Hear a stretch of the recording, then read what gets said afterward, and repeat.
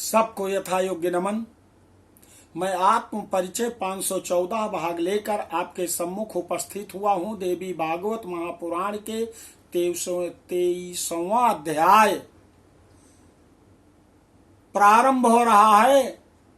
इसमें माता भगवती काली के रूप में भगवान शंकर को दर्शन देती हैं। इस अध्याय में भगवान शंकर द्वारा काली के चरण कमलों को हृदय में धारण कर उनका ध्यान करते हैं तथा सहस्त्र नाम ललिता सहस्त्र नाम स्तोत्र द्वारा देवी की स्तुति भगवान भोलेनाथ करते हैं। इतनी बातें आप इस अध्याय में सुनेंगे तो सर्वप्रथम माता भगवती को शंखध्वनि द्वारा प्रणाम करते हैं। फिर आगे माता भगवती को श्लोकों के माध्यम से सुनते हैं।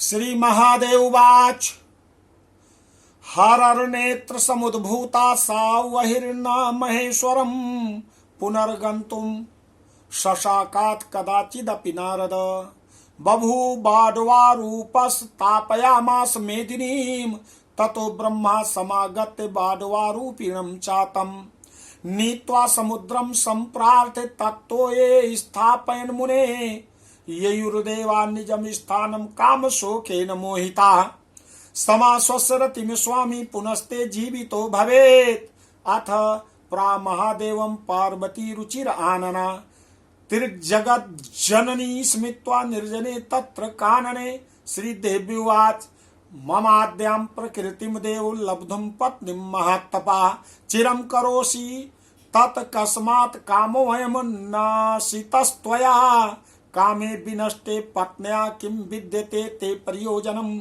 योगिनामेष धर्मो वै यत् कामस्य विनाशनम्। श्री महादेव जी कहते हैं, हे नारद, भगवान शंकर के तृतीय नेत्र से निकली हुई वो अग्नि पुनः कभी भी उनके पास जा नहीं सकती। हे मुनि, वह अग्नि बाडवानल के रूप में होकर संपूर्ण पृथ्वी को जलाने लगी। तब ब्रह्मा जी ने आकर उस बड़वार नल रूपी अग्नि को लेकर समुद्र से प्रार्थना किया कि उसके जल में वह अपने जल में स्थापित कर लें।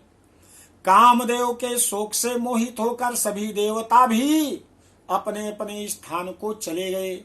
उस निर्जन कानन में जगन माता सुमुखी पार्वती ने कामदेव की पत्नी रति को आश्वासन दिया कि तुम्हारे स्वामी पुनः जीवित हो जाएंगे। तदनंतर उन्होंने भगवान महादेव से कहा, श्री भगवती देवी पार्वती माता बोलती हैं, देव मुझ आदि शक्ति प्रकृति को पत्नी के रूप में पाने के लिए आपने बहुत दिनों तक कठिन तपस्या किया है, फिर आपने कामदेव को क्यों नष्ट कर दिया? काम के नष्ट हो जाने पर आपको पत्नी से क्या प्रयोजन है? काम का नाश करना तो योगियों का धर्म है। काम का नाश करना तो योगियों का धर्म है। श्री महादेव उवाच इति श्रुत्वा वचस्तस्या शंकरस्य चकितस्तदा संध्यायन् ज्ञातवानाद्यां प्रकृतिं प्रवत् आत्मजां ततो निमील्य नेत्राणि परहर्ष पुलकान्विता निरीक्ष्य पार्वतीं प्राह सर्वलोकैक सुंदरीं जाने त्वां प्रकृतिं पूर्णाम् आविर्भूतां सोलीलया त्वामेव लब्धो ध्यान स्थिरं तिष्ठामि कानने।